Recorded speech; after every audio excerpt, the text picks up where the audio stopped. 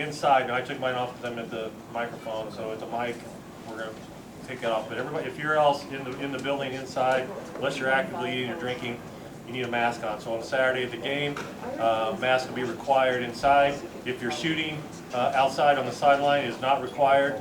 So basically, inside, yes to mask. Outside, no. You don't need an elevator, yes. Walking in the downstairs in the Great West Hall, it's going to be treated kind of like an outside area. But if you're going to stand, somebody's going to stand there. So we're going to have some information going out this week for fans. This is more pointed at you guys today for that. Post game will be where we were in the past. We're in the old squad room, the old football squad room. That'll be a mask required area. And then afterwards, as long as the weather holds up, we'll probably be outside where we were doing some post-practice stuff there by the indoor facility. If the weather turns, we'll have to make some other arrangements, but know that.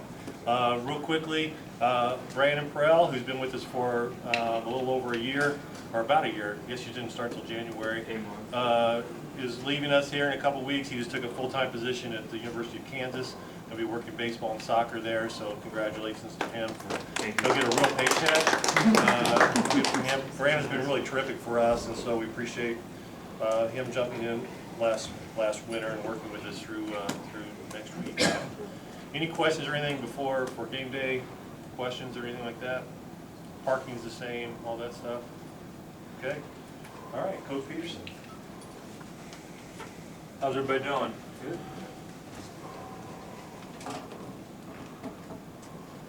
Well, Tony, just games here. How do you feel about your offense heading into the first game?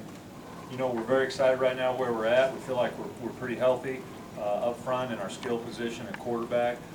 We've had a really good camp. The kids have worked their tails off, taken from what we did in the spring and then into the summer and now into fall camp. And now it's time to go out there and get on the field on Saturday and see what we can do. Safe to assume Brandon is your guy at quarterback? You know what, if you guys got anything on the too deep or the injuries, you definitely need to talk to Coach B right now, and he's the guy for you guys, and I'm sure you'll get to ask him. Understood. I want to ask, what is this opportunity for Brandon? What have you seen from him in 8 months that you've done with him? You know what, I see a kid that's really worked hard at things that we've talked about as far as just changing a little bit. He's really worked hard at taking care of the football, what we talked about there, ball security, which is such a huge part of winning football games. And then just his overall command of the huddle, trying to be that quarterback, that leader out there. He's not naturally that outspoken type of a leader, but he's working on it every day, and he's really gotten a lot better at it. And I give him a lot of credit. He's worked very hard on it. He's gotten better. When you guys set out to kind of shape this offense when you were hired, does it look like about what you envisioned when you sat down in those first early meetings, or have you done a decent amount of tweaking and modifying as you've seen the team on the field and kind of reshape the roster? You know, I think as you go, first of all, yes, I think it's very much what Coach B and I sat down and talked about. We talked about putting together, Illinois' offense, and that's what we've done right now. But at the same point, you've got certain pieces as you go that all of a sudden get a little bit better here, a little bit worse. You got to tweak this and that, and you got to go with what you got. Sometimes it's up front things change. Sometimes it changes in the skill position. I know after spring ball, when all of a sudden Isaiah decided to go to the slot receiver, that changes us on offense. It makes a big difference right there. So we've added some wide receivers. We've added some depth, some guys at quarterback that have helped. So we've kind of morphed into and changed as we went. And I think you always got to do that to be the offense we want to be. Tony, what do you see as the strengths or what stands out to you about Nebraska's defense? You know what, Nebraska's defense, I mean, we've got 2 guys that are highlighted for them that kind of stick out, and that's their nickel, number 13, and he kind of plays their nickel and outside linebacker, and then their corner, number 5. But they're big and strong up front. I wouldn't say they're, the strength and the size of them up front is probably is an asset for them. They've got 10 starters back. Anytime you got 10 guys coming back that played the last year, I think that's huge. Especially in the back end. They've got both safeties and the corner, number 5, and then the inside linebackers are solid. So I look at them as a solid defense with a lot of returning starters that know what they're doing.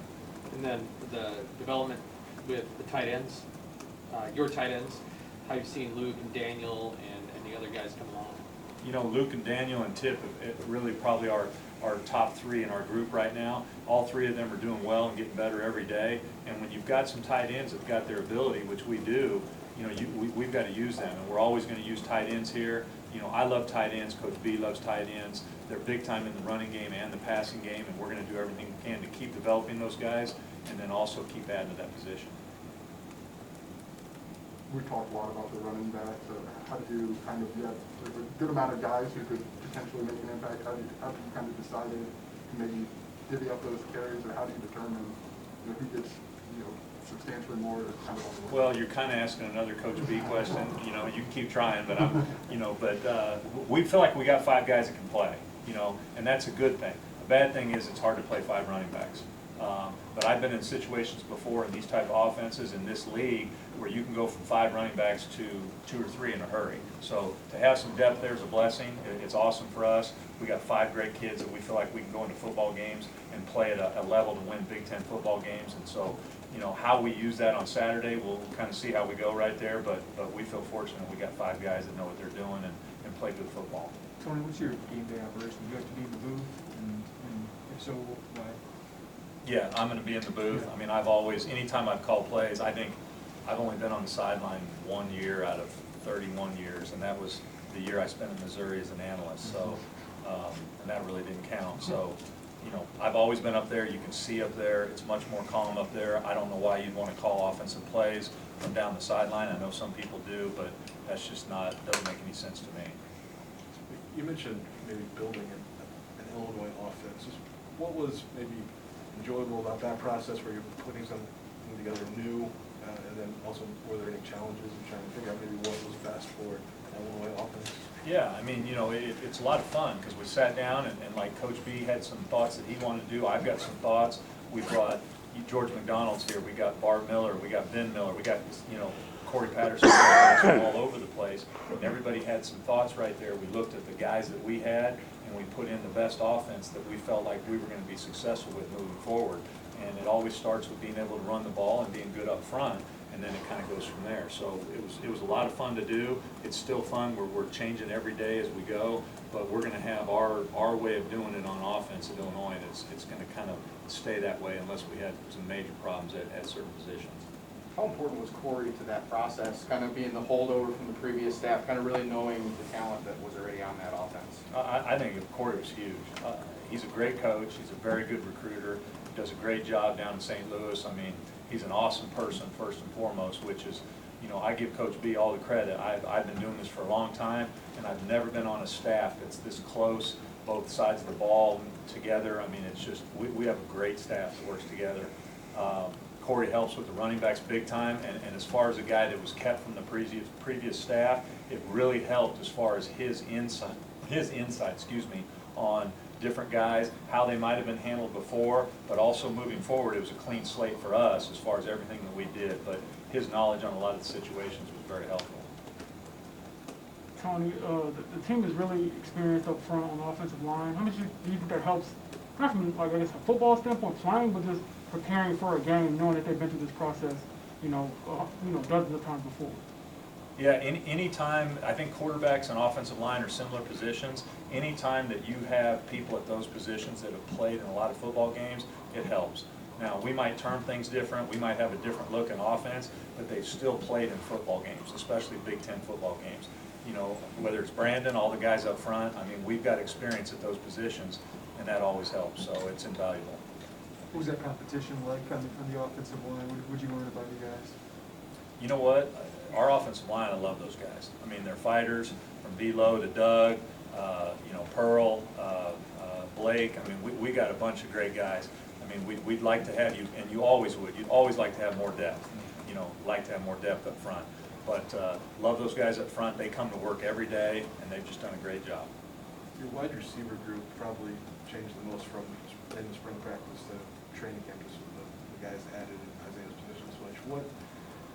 What did you see from that group since August started that maybe was different than from the spring? Well, the biggest thing is just the change in personnel, you know, who's out there. All of a sudden, you had Casey Washington, who wasn't there in the spring. You had Isaiah, who wasn't there in the spring. You had Jafar, who wasn't there in the spring. You had Peyton Vining, who wasn't there in the spring. not only do we have guys that potentially could be our starters out there that weren't practicing with us in the spring, but also you add depth to the wide receiver room. So the biggest difference was strictly in personnel. Well, I guess when you've got so many guys maybe just starting and with training camp, what was maybe the challenge of getting them up to speed in a shorter amount of time than you had with the rest of the group? Well, we worked hard with them in the summer. Anytime we had the opportunity and we had the time to do it, we worked with them to get them up to speed. And then they busted their butts out there, you know, to learn our system and to get going in as fast as possible. As far as Isaiah, it was a little bit different for him because he came from my room. So, you know, coming from the quarterback room, anytime a quarterback goes to wide receiver, I mean, really, he should know the offense as well or better than anybody out there. So it was a pretty easy transition for him. What he had to do was get with Coach McDonald now on his little details of how to play the wide receiver position.